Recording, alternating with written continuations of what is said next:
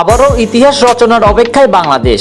সাদা পোশাকে যেই মাঠে পাকিস্তানকে নাকানি চুবানি খাইয়েছে টাইগাররা, এবার চ্যাম্পিয়ন্স ট্রফিতেও সেই একই মাঠে খেলবে মিরাজ জাকেররা। তাও আবার 3 ম্যাচের 2টা হবে টাইগারদের চেনা পিচ, চেনা মাঠে।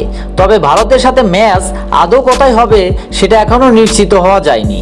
সব মিলিয়ে চ্যাম্পিয়ন্স ট্রফিতে বাংলাদেশের স্কোয়াড কেমন হবে সেটাই জানবো। ওয়েস্ট ইন্ডিজের বিপক্ষে চোটের কারণে ছিলেন না নিয়মিত অধিনায়ক নাজমুল হোসেন শান্ত, তাওহিদ হৃদয় ও মুশফিকুর রহিম।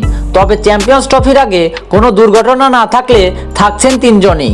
টপ অর্ডারের দলকে দারুণ সূচনা এনে দিতে বাংলাদেশ ভরসা রাখবে সৌম্য সরকারের উপর।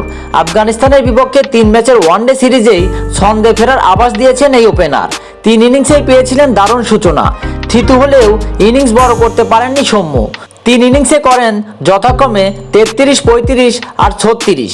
ওয়েস্ট ইন্ডিজের বিপক্ষে শেষ ম্যাচে খেলেছেন 73 বলে 73 রানের ইনিংস। টি-20 সিরিজে ফিল্ডিং করতে গিয়ে আঙ্গুলে চোট পেলেও 2 সপ্তাহের মধ্যে সেরে ওঠার কথা তার।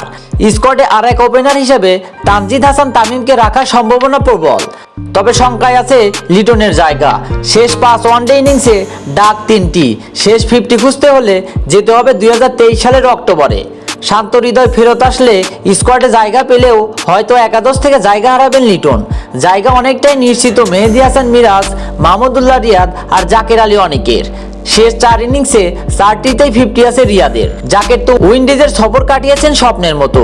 আর অলরাউন্ডার হিসেবে মিরাজ নির্বাচকদের হাতে থাকা সেরা অপশন। পেস আক্রমণে তাসকিন আহমেদ আর মোস্তাফিজুর রহমান, এই 2 সিনিয়র পেসার দলের অপরিহার্য অংশ। শেষ হতে যাওয়া এই বছরেও তাসকিন ছিলেন দারুণ ধারাবাহিক। সাথে ওয়ানডে খেলে নিয়েছেন 14 উইকেট। গতির ঝড়ে আলোড়ন তৈরি করা নাহিদ রানা অভিষেক ঘটিয়েছেন আফগানিস্তানের বিপক্ষে সিরিজে। এখন পর্যন্ত 3 ম্যাচ খেলে নিয়েছেন 4 উইকেট। পাকিস্তানের ফ্ল্যাট উইকেটে অত্যন্ত কার্যকরী হতে পারেন নাহিদ। এপ্রিলে পাকিস্তানের মাটিতে টেস্টে নিজেও রেখেছিলেন কার্যকরী ভূমিকা। এই 3 পেসারের সাথে হাসান মাহমুদ, শরীফুল ইসলাম ও তানজিম সাকিবের একজন হতে পারেন স্কোয়াডের অংশ। এখন পর্যন্ত সেখানে এগিয়ে আছেন হাসান মাহমুদ।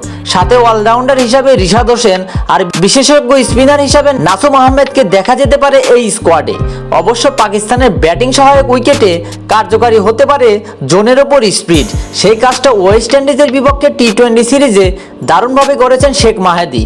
তবে স্পিনারদের নিয়ে এই হিসেব নিকেশ নির্ভর করছে সাকিব আল হাসানের অন্তর্ভুক্তির উপরে।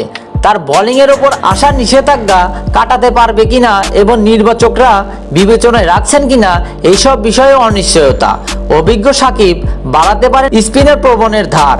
অর্থাৎ বিপিএলে কেউ চোট না পেলে বা কেউ অতি খারাপ না করলে প্রায় নিশ্চিত 15 সদস্যের মধ্যে 12 জনের নাম।